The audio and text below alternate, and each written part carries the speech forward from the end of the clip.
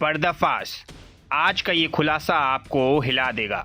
देश की सबसे बड़ी एयरलाइन इंडिगो अचानक हजारों यात्रियों को सड़क पर छोड़ देती है। एयरपोर्ट पर बच्चे रोते हैं, बुजुर्ग कुर्सी पर पड़े पड़े रात गुजारते हैं और वजह एक सरकारी सर्कुलर। यह एक ऐसी चाल जो पूरे देश की हवाई यात्रा को बंदी बना दे। आज की रिपोर्ट बहुत ध्यान से देखिएगा।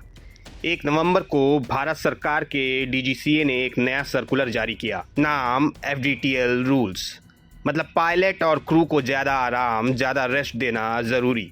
नियम अच्छे थे, सुरक्षा के लिए ज़रूरी थे, लेकिन देश की सबसे बड़ी एयरलाइन इंडिगो इसके लिए बिल्कुल तैयार नहीं थी। पायलट कम, क्रू कम, शेड्यूल प्रबंधन बेहद खराब। और जैसे ही एक नियम लागू हुए, इंडिगो का सिस्टम धड़ाम हो गया। अब सवाल उठता है, क्या पायलटों ने नियम पसंद न आने पर दबाव बनाया? कई पायलट संघों ने कहा कि इंडिगो ने सालों से ही कम स्टाफ रखा, पायलटों की भर्ती नहीं बढ़ाई, खर्च बढ़ाने के लिए लीन मैन पावर पर चला, और जैसे ही नया कानून आया, एयरलाइन की पोल खुल गई। हाँ, ये बात सही है कि पायलट एसोसिएशन ने चेतावनी दी थी कि मैन पावर बढ़ाओ वरना सिस्टम नहीं चलेगा, लेकिन ये भी सच है कि कोई ठोस सबूत नहीं कि पायलटों ने जानबूझकर जनता को परेशान किया। दोष दोनों तरफ है। सरकारी नियमों की टाइमिंग भी अचानक थी और एयरलाइन की तैयारी भी शून्य। अब बात करते हैं आम जनता की। सिर्फ नवंबर में 1232 फ्लाइट्स रद्द।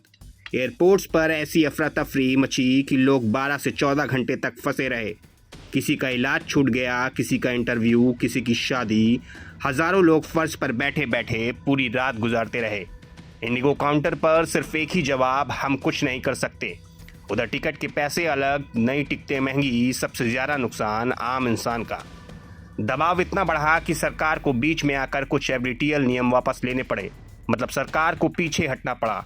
ये बड़ा सवाल खड़ा करता है, क्या एयरलाइन इतने बड़े पैमाने पर आम नागरिकों को परेशान करके सरकार से अपनी मर्जी के फैसले करवाने लगी है, या फिर ये सिर्फ इंडिगो की सालों की कमज़ोर प्लानिंग, कम स्टाफ से ज़्यादा काम लेने की नीति और पैसे बचाने की संस्कृति का नतीजा है। सच यह है कि डीजीसीए के नियम गलत नहीं थे, पायलटों की मांग भी गलत नहीं थी, लेकिन इंडिगो की तैयारी सच में कमज़ोर थी। देश की सबसे बड़ी एयरलाइन अगर ऐसे ठप हो जाए तो कल्पना कीजिए कि बाकी छोटी कंपनियों की क्या स्थिति होगी। आखिर में सवाल यही खड़ा होता है, क्या इंडिगो जनता से माफ़ी मांगेगी?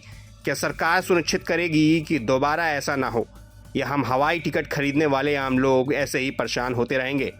मैं हूं अभिषेक सिंह, आप देख रहे हैं प्रभात खबर, और हमारा काम है सच को आपके सामने रखना, चाहे वो कितना भी असुविधाजनक क्यों ना हो। प्रभातखबर.com, विश्वास वही, रफ्तार नहीं।